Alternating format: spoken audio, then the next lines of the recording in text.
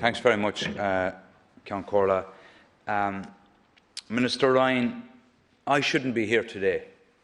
I'm looking for an update on a project which is the Cúna to Knocklashin, which effectively takes out a cul-de-sac that my Ross currently is. And back in 2007, the then government, as part of regeneration, and the Cabinet Committee on Social Inclusion produced a report which became known as the Fitzgerald Report. And one of the key recommendations there was that they would look to improve the accessibility into my Ross. They specifically identified the Cúna to Knocklashin distributor road should be progressed as a matter of urgency. The people of my Ross are still waiting for 13 years later. And as of this moment, Limerick City and County Council have gone out to tender. They have, at this stage, gone through the tender process. They're about to award a contract, but the document is on your desk for approval. And Minister, I've discussed it with you at length over the last number of weeks. It's something I feel that we've committed to as a government under the National Development Plan, in terms of under the Fitzgerald Report. I think the project itself stands on its own merits on a number of levels. Number one, Minister, the project is for 57.95. It's a 58 million project. To date, 17 million of taxpayers' money has been spent in this project. Wisely, in my view, but nevertheless, a third of the money. 9.47 on advanced work contracts, other works in archaeology 1.4 million, land and property 3.7 million, planning design 2.7. If you go out and you look from Cúna Cross over towards my Ross and at the back of Cardavan, you will see the works. The physical works have already started on the road itself. I believe, Minister, it stands in its own merits on a number of levels. Furthermore, 5 million has already been allocated to this project this year, which they haven't been able to use.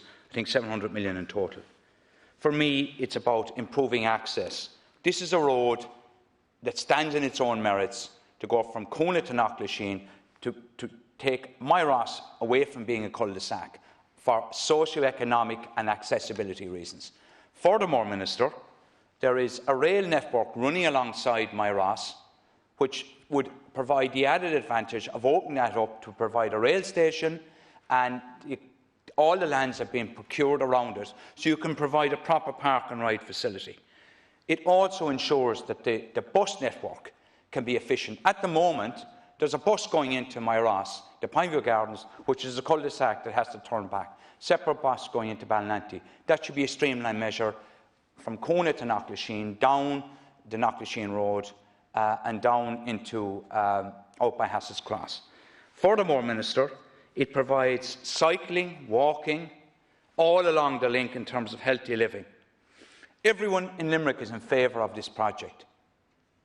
Limerick Chamber, the Council, civic leaders, more particularly the people of my Ross and the north side of the city. And I would like to hear what the update is. We need to get this project fully delivered. It's standalone. It's about ensuring that we fulfil the commitment that was given to the people of my Ross and the north side under the regeneration programme to ensure my Ross was no longer a cul-de-sac. It provides many other advantages for the area in terms of socio-economic and accessibility. And Minister, I would hope the news today will be that you are now going to sign off on the proposal to allow the contractors to conclude that standalone project, which is both a socio-economic and an accessibility product for the people of my Ross. And I met the my Ross Residents Forum with my fellow Oireachtas members on Monday night. They cannot understand what the delay is here. They are waiting for this project since 2007. We need to see it delivered now. Thank you, Deputy and Minister. Thank you. Donald, I'm absolutely joining you in committing to give the very best transport system possible to the people of Moyross and more widely the people of Limerick. First of all, though, can I say that the improvement and maintenance of local and regional roads is the statutory responsibility of the relevant local authority in accordance with the provisions of Section 13 of the Roads Act 1993. State grants, where applicable, are intended to supplement the funding allocated to the maintenance and improvement of roads by local authorities from their own resources. The National Development Plan does provide for the gradual build-up and funding for the road network, but funding is not yet at the level needed for adequate maintenance and renewal of regional and local roads. For this reason, the primary focus for capital investment continues to be the maintenance and renewal of the network, with some limited investment in road improvement schemes. In this context, 12 regional and local road improvement schemes were identified for development subject to necessary approvals in the NDP, and the construction of the Cúna to Knockallasheen distributor road is one of those schemes. I am aware that the origins of these schemes lie, as you said, in the Limerick Regeneration Programme. The distributor road was one of a range of measures proposed in the report prepared in 2007 by John Fitzgerald to address social exclusion and deprivation in the Moyross area. The lack of accessibility, including the lack of pedestrian and cycling access in the Moyross area, was seen as a barrier to economic development and as contributing to social exclusion. The master plan, developed subsequently by the Limerick Regeneration Board in 2008, set out detailed action plans for the regeneration of disadvantaged areas in Limerick, including Moyross, with improved transport and access seen as important tools in improving socio-economic conditions. The aim was to attract mixed-use development to the area to promote local employment and services and provide public transport services together with high-quality infrastructure for pedestrians and cyclists. While my department agreed to support the project some 10 years ago, the funding cutbacks associated with the post-2008 recession delayed implementation of the scheme. This meant that while significant advance works were carried out in the period 2017 to 2019, the main scheme is only now getting to construction decision stage. Under the Public Spending Code, capital projects are subject to review and approval at a number of stages. As required under the project appraisal procedures, Limerick City and County Council has submitted a recommendation regarding the award of a contract for the construction of this scheme. I am considering the project carefully at present, and I am planning to visit Limerick shortly, probably early in the new year, to walk the route and engage directly with stakeholders. We will then take a decision on the Council's contract award recommendation. Can I add, Deputy, that the other key point you mentioned is a vital one, that this area of Moyross, and in terms of improving the public transport or the transport system for the people of Moyross and for the wider Limerick, a rail line does go through the area, as you say, the Limerick-Ennis, Limerick-Galway rail line. And I think the reason for my review and the consideration of this in the wider context is I believe it may be possible for us to put forward a really truly radical proposal for the whole of Limerick City, including to build a public transport system on existing rail lines in Limerick which connect the city in a whole range of ways, with the introduction of a number of stations which would completely transform and lift the city, in my mind, into the future. We are at the middle of a consultation phase in the Limerick Metropolitan Area Transport Strategy, and I believe it's absolutely appropriate for myself as Minister to consider such radical proposals in favour of new public transport systems on existing rail lines, which could include, in my mind should include, the provision of a new rail station and regular commuting or regular service for the people of Moyross. And it's in that context, it's good transport planning and policy and housing and development policy to look to see what would such a radical change to the whole transport infrastructure in Limerick, and particularly for the area of Moyross, what implications would that have in what we do in all transport projects in the area? Thank you. Deputy, 2 minutes. Thank you. Thank you very much, Minister. I have to take issue with you. In your speech, you make reference that to state that about delayed the project. There's 5 million allocated to this project for this year, Minister. There's no issue with funding here. This is an issue of sign-off from you as Minister for Transport to allow this road project to go ahead. You say it's now getting to construction decision stage. Go out and walk the route and you will see construction has already taken place from Cúna Cross into the back of the shopping centre, and major capital works have already taken place in raising the level of the road, of the area, for the road to go ahead.